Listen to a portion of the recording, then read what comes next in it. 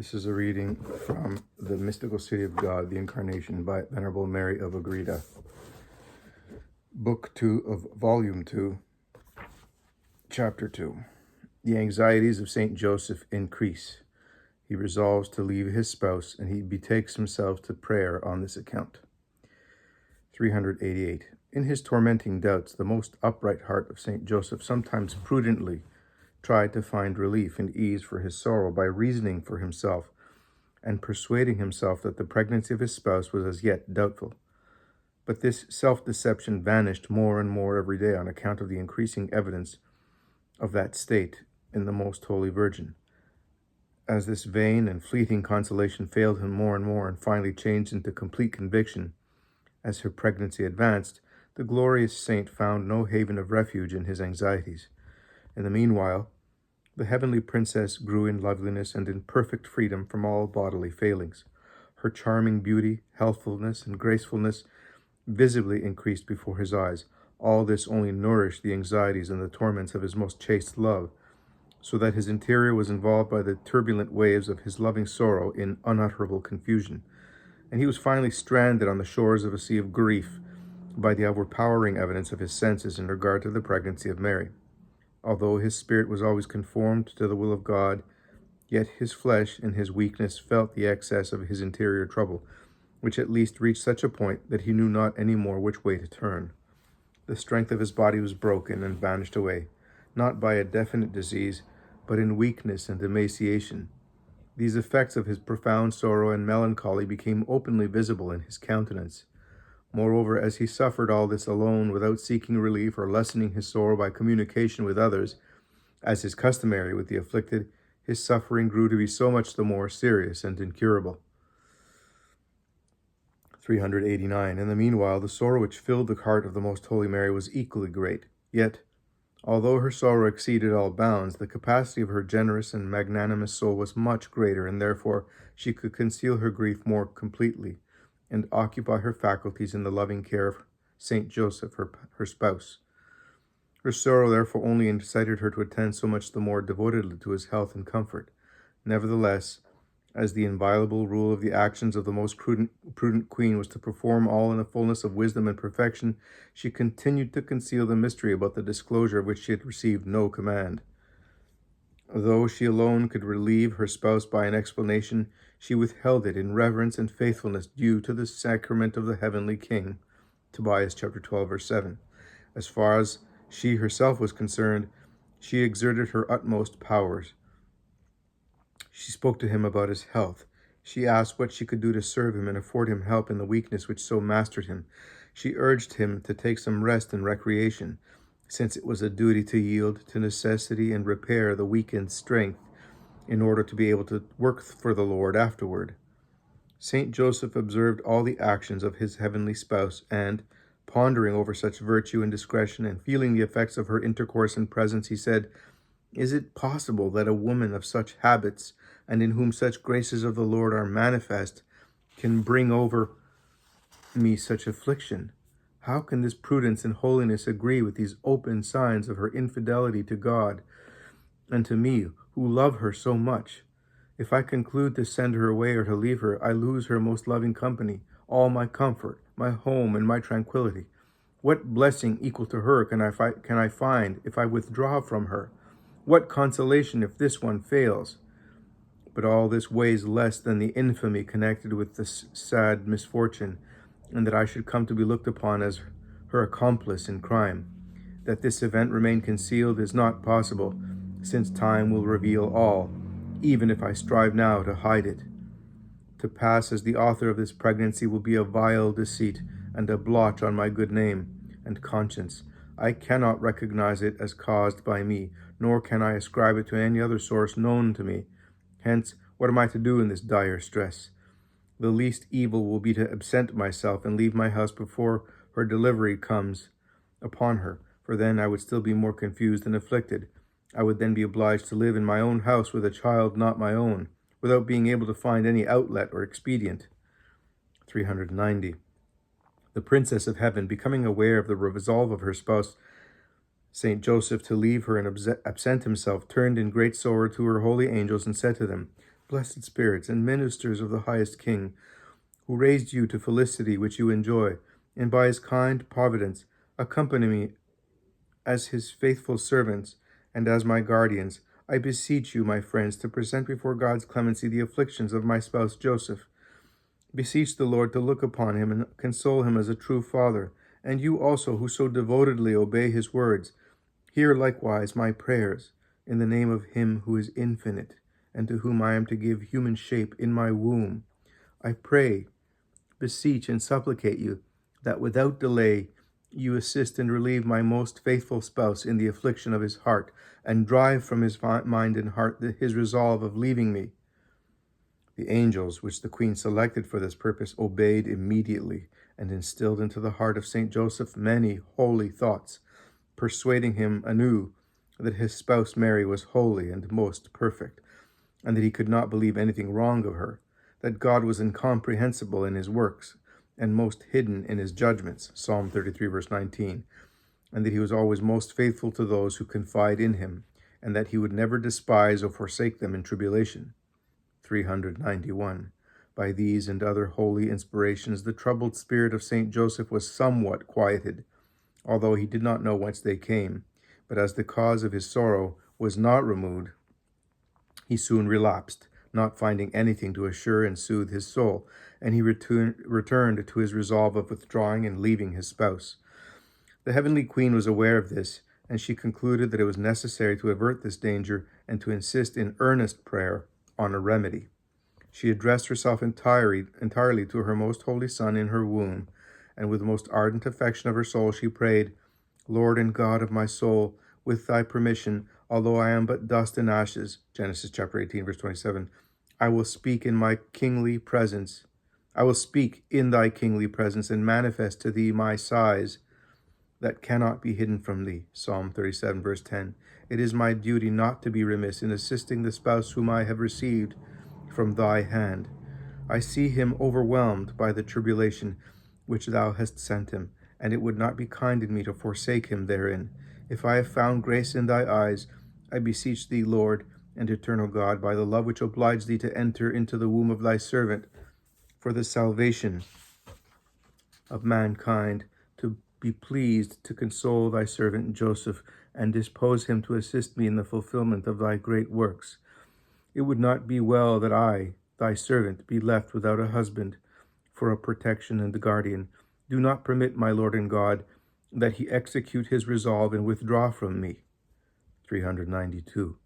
The Most High answered her, My dearest dove, I shall presently visit my servant Joseph with consolation, and after I shall have manifested to him by my angel the sacrament which is unknown to him, thou mayest speak openly about all that I have done with thee, without the necessity of keeping silent thenceforward in these matters. I will fill him with my spirit, and make him apt to perform his share in these mysteries. He will assist thee in them, and aid thee in all that will happen. With this promise of the Lord, most Holy Mary was comforted and consoled, and she gave most fervent thanks to the same Lord, who disposes all things in admirable order, measure, and weight. For besides the consolation which the relief from this anxiety afforded her, she also knew well how proper it was that the spirit of Saint Joseph be tried and dilated by this tribulation, before the great mystery should be entrusted to his care. 393.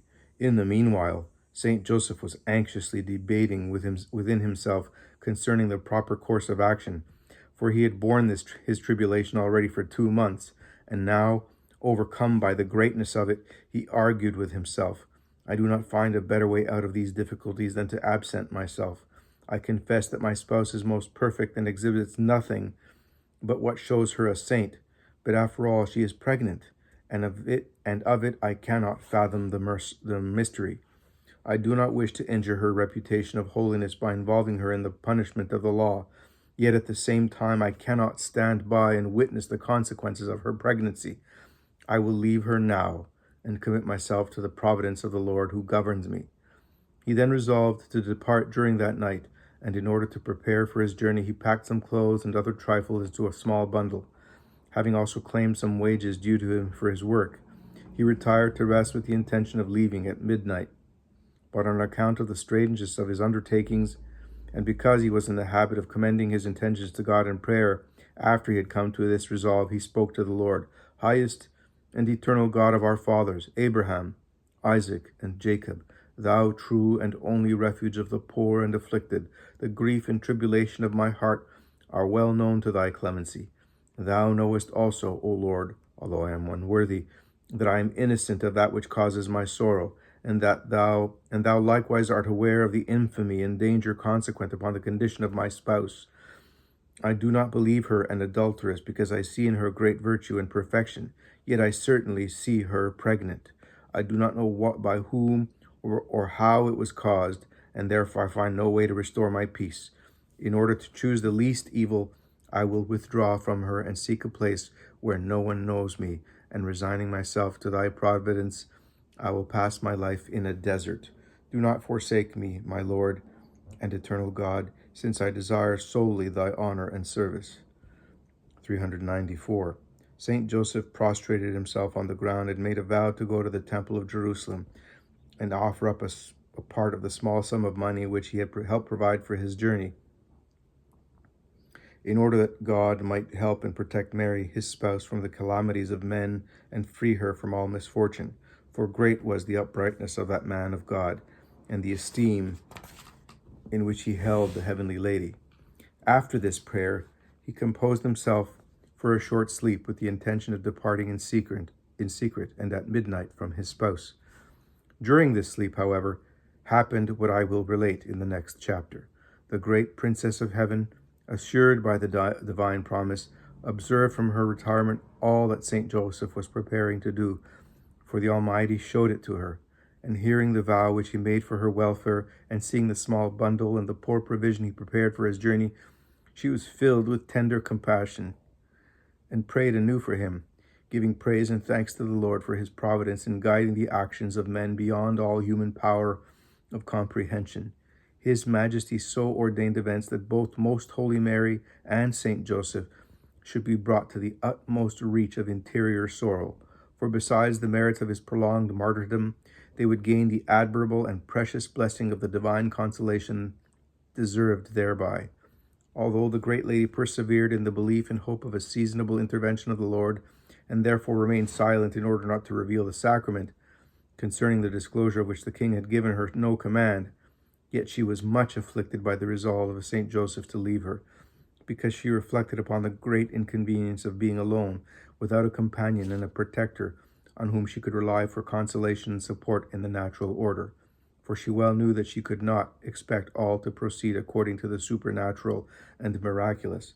Yet all her sighs could not prevent her from exercising the most exalted virtues with a magnanimous spirit, such as patience in bearing her afflictions, and the suspicions of Saint Joseph and its results, prudence in withholding the disclosure of the mystery on account of its greatness, silence in signalizing herself as a woman who knew how to refrain from speaking about that which so many human reasons urged her to make known, forbearance and humility in silently submitting to the suspicions of Saint Joseph.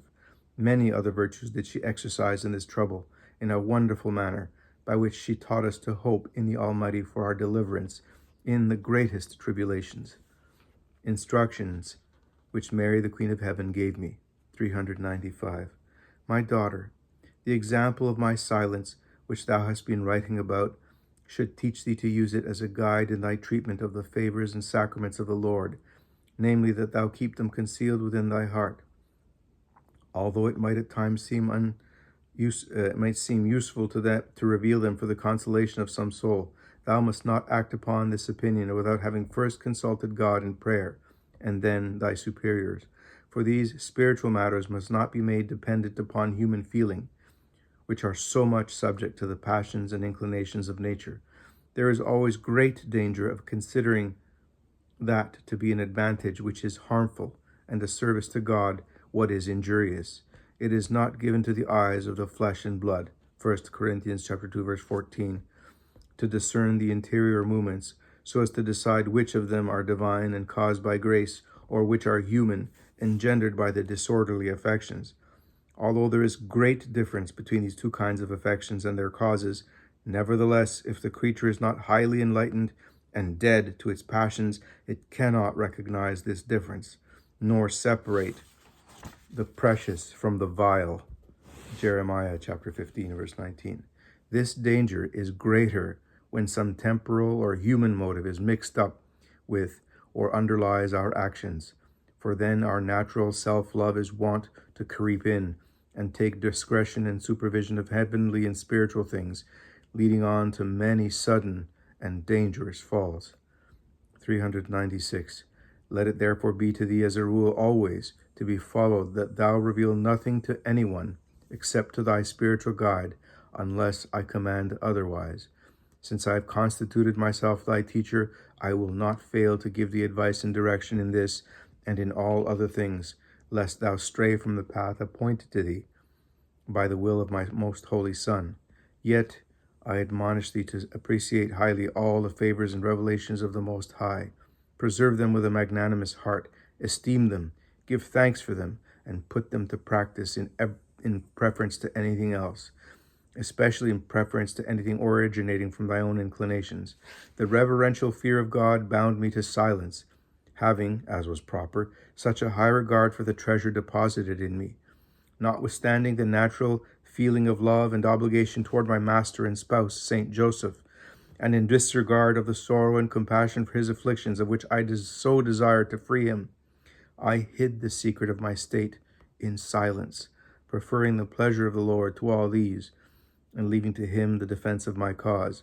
Learn also from this never to defend thyself against accusations, no matter how innocent thou mayest be. Oblige the Lord to do it by confiding in his love. Charge thy reputation to his account, and in the meanwhile overcome by patience and humility, by sweet and kind words, those who have offended thee. Above all things I admonish thee never to judge evil of anyone, even if thou seest with thy own eyes the outward warrants of thy judgment. For perfect and sincere charity will teach thee to find a prudent evasion and excuse for all faults of thy neighbor. God has placed my spouse, Saint Joseph, as a shining example for such a course of action, since no one had more evident proofs of evil, and no one was more discreet in deferring his judgment. For in the law of discreet and holy charity, it must be held as prudence, not temerity, to suspect higher causes, as yet unseen, rather than to judge and condemn our neighbor for faults in which his guilt is not clearly evident. I do not give thee special instructions for those that are in the state of matrimony, since they can derive them manifestly from the whole course of my life. But from the above instruction all can profit, although just now I have in view thy own advancement, because I desire it with especial love. Hear me, daughter, and fulfill my counsels, and follow these my words of eternal life.